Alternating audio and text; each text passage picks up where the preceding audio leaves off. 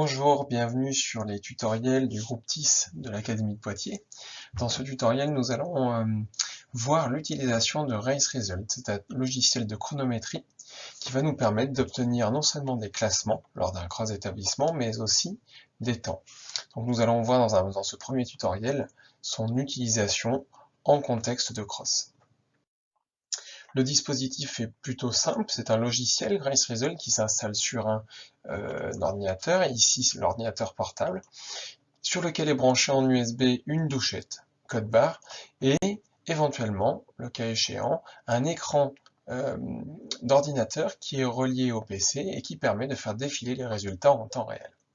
Le dispositif d'arrivée se compose ainsi du couloir d'arrivée, au bout duquel il y aura un élève ou alors un adulte avec la douchette, notre écran de contrôle, et de l'autre côté, l'écran pour voir les résultats. Ça permet aux élèves de ne pas encombrer la zone d'arrivée, puisqu'ils sont désireux de voir leur classement ou leur temps. Sur cette petite vidéo, nous allons voir comment se passe l'arrivée. On va voir que l'arrivée est assez fluidifiée avec le scan à la douchette code barre lors des arrivées.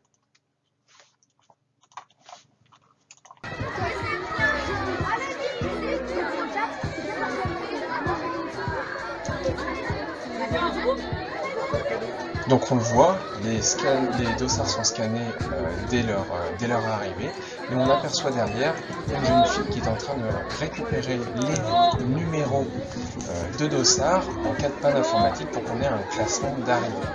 De l'autre côté, au niveau de l'arrivée, on a au niveau de l'ordinateur un autre élève qui contrôle si à chaque bip du code barre, de la lecture du code barre, il y a bien une entrée sur le logiciel RaceResult. Et là, nous allons voir que sur ce logiciel-là, on verra apparaître le classement, le temps, le dossard des élèves concernés. Alors, cette utilisation de RaceResult nous permet de proposer aux élèves, on va dire, deux objectifs sur lesquels ils peuvent s'engager, soit réaliser la meilleure performance, le meilleur classement, ainsi ils vont pouvoir voir leur classement sur l'écran. Certains sont motivés par le classement, on voit ici des élèves qui sont en train de visionner les classements, mais surtout, pour la majorité des élèves, s'engager sur un projet de temps, et c'est tout l'intérêt de ce logiciel qui va vous permettre de voir à la fois le temps et la vitesse qu'on aura paramétrée.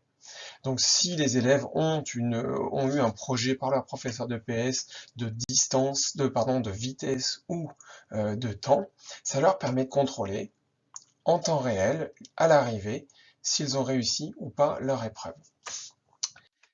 On peut aller au bout de la démarche en exportant le fichier de RaceResult, où on aura notre vitesse de course que l'on pourra comparer à la VMA des élèves, de manière à avoir l'intensité de l'engagement des élèves par rapport à leur pourcentage de VMA. Et ça nous permettra éventuellement d'obtenir un niveau d'acquisition de compétences sur l'engagement lors du cross. Pour la préparation de ce cross, on devra réaliser les dossards, et là je vous envoie sur la vidéo le tutoriel de CrossCall. Il nous faudra exporter la liste des coureurs, la modifier un petit peu pour pouvoir l'importer dans RaceResult et paramétrer rapidement ce logiciel avant de lancer le chronométrage de la course. On se retrouve, si vous le souhaitez, sur la deuxième vidéo de tutoriel pour le paramétrage de RaceResult.